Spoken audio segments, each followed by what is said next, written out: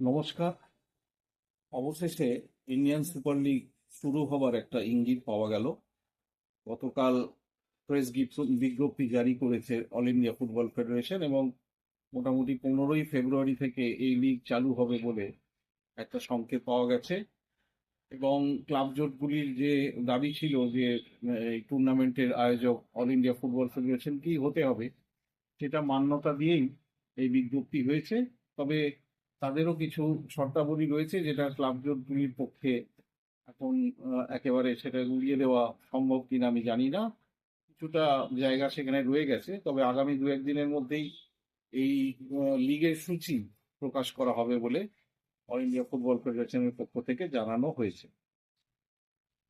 এবার আমি আসি ক্রিকেটের কথায়। ইন্ডিয়ান প্রিমিয়ার লিগ আপনারা জানেন, আইপিএল, সেখানে একটি বিতর্কের সৃষ্টি হয়েছে regarding Bangladeshi cricketer Mustafizur Rahman. KKR 9.5 কোটি টাকায় মুস্তাফিজুর রহমানকে আহ, যে মিনি অকশন হয় সেখানে তাকে আহ, কিনে নেয়। এবং এটার পরেই বাংলাদেশে যে হিন্দু অত্যাচার হচ্ছে, হিন্দুদের ওপর যে অত্যাচার হচ্ছে সে নিয়ে দেশের রাজনৈতিক মহল এবং মানে একটা শ্রেণীর রাজনৈতিক মহল এবং কিছু ধর্মীয় সংগঠন এবং ধর্মীয় ধর্মগুরু, তারা কিন্তু একেবারে সরাসরি শাহরুখ খানের বিরুদ্ধে সোচ্চার হয়ে ওঠেন এবং তাকে দেশদ্রোহী পর্যন্ত বলে দেওয়া হয়।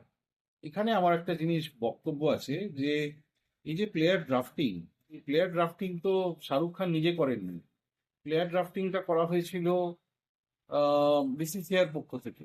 এবং সেখানে বাংলাদেশি খেলোয়াড়দের নাম কেন ছিল? যদি বাংলাদেশে হিন্দুদের ওপর অত্যাচারের প্রকৃত কোনো প্রতিবাদ হওয়া দরকার, এবং আমি মনে করি সেটা হওয়া দরকার। এবং আমি গোড়ার থেকেই যখনই এই খেলোয়াড়ের পেছনে 9.5 কোটি টাকা দেওয়া হয়েছিল, আমি কিন্তু এটার খুব একটা সমর্থনে ছিলাম না। এবং আমি আমার বন্ধু বান্ধবদের বলেইছিলাম এটা একটা ব্যাড ইনভেস্টমেন্ট। মুস্তাফিজুর রহমান এমন কোনো বোলারও নয় যাকে 9.5 কোটি টাকা দিয়ে কিনতে হবে, ভালো বোলার, কিন্তু 9.5 কোটি টাকা দিয়ে কেনার মতন বোলারও নয়। এখন যেটা দাঁড়ালো সেটা হচ্ছে যে এই যে খেলোয়াড়টিকে নিয়ে বিতর্ক সৃষ্টি হলো, বিভিন্ন ধর্মীয় নেতা, রাজনৈতিক নেতা, তাদের যে একটা চাপ, তাদের দ্বারা যে একটা চাপ সৃষ্টি হলো, বিসিসিআই সেখানে মাথা নোয়ালো। আমার বক্তব্য বিসিসিআই সঠিক কাজ করেছে। এই খেলোয়াড়কে খেলতে যদি দেশের মধ্যে আনা হয় সেটা নিয়ে ক্ষোভ বিক্ষোভ একটা ল অ্যান্ড অর্ডার সিচুয়েশনের তৈরি হয়ে যাবে সেখানে। দেশের মান সম্মান একটা জড়িত রয়েছে। আমার বক্তব্য, এই জায়গাটায় আমি যাব কেন, আমি এই জায়গাটায় পৌঁছবো, এই জায়গাটায় পৌঁছলাম কেন? আমি তো ড্রাফটিং এ এই খেলোয়াড়কে না রাখতে পারতাম।